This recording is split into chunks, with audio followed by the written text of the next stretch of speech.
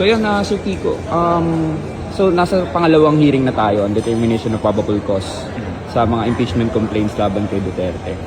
Sa tingin niyo po, gaano ka halaga itong current na hearing na ito? Kasi nga, dito na ipepresent yung mga witness, yung mga dokumento, gaano kahalaga siya para Well, sa... sinabi niya na po mismo, no? So yung first hearing kasi parang pinag-usapan lang yung proseso, binigyan ng pagkakataon na mag-reply yung kampo ni VP Sara Duterte, pero hindi nila pinaunlakan yung oportunidad na yun. So ngayon, magpo-proceed na nga po sila sa pagdinig ng ebidensya, at saka yung, yung pinagsasabing Mary Grace Piatos, yung matagal ng kino-question o parang nakaka-intrigang testimony ni Remy Madriaga ay madidinig na, mas scrutinize para makita natin kung talagang totoo yung sinasabi niya o hindi. So I think napakahalaga po yung araw na ito para makita kung meron talagang substance yung impeachment complaint laban kay VP Sara Duterte. At kami mga complainants at dating complainants kagaya ko ay naniniwala na malakas talaga yung ebidensya na ito. So we think na malaking magiging progress nito sa impeachment complaint laban sa kanya.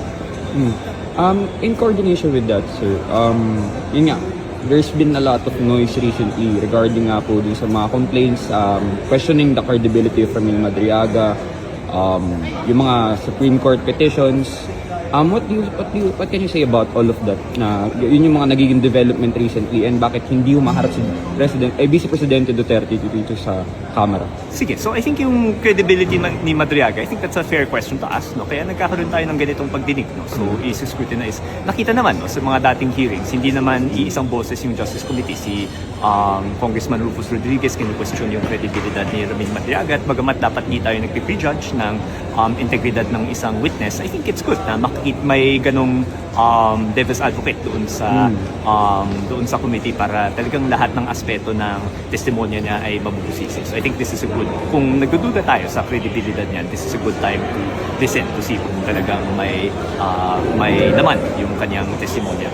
Dito naman sa Supreme Court, sa tingin ko medyo katakataka yung position ni VP Sara Duterte dahil noong 2025, nung may impeachment complaint laban sa kanya, ang giniit niya ay nawalan siya ng due process. Ngayon, binibigyan na nga siya ng due process na sa tingin ko hindi naman kailangan. No? Pero dahil yun yung sinabi ng Supreme Court na kailangan siyang mabigyan ng due process, nagrereklamo naman siya na sobrang ginagawa ng House of Representatives. So, medyo paiba-iba yung position niya, depende kung saan siya in her view, kung saan siya makikinabang, di ba, na medyo di rin yan okay. Pero at least sinabi naman ng House of Representatives nung nakarang hearing na kung gugustuhin niyang makilahok dito sa hearings na to, welcome naman siya at any point to submit her replies dito sa mga sasabihin. So kung due process ang hinahanap ng mga tao, mukhang nasusunod naman yan dito sa kasalukuyang proseso ng Committee on Justice.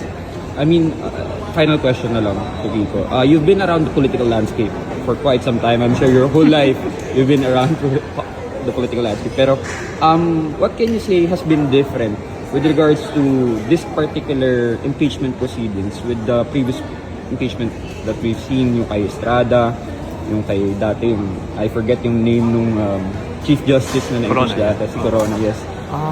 What's different? Well, I guess ito yung first impeachment complaint, to be fair, na medyo mas intimate yung connection ko sa kanya kasi sumama nga ako sa complainant noong 2024, no? So medyo hindi apples-to-apples yung comparison. Pero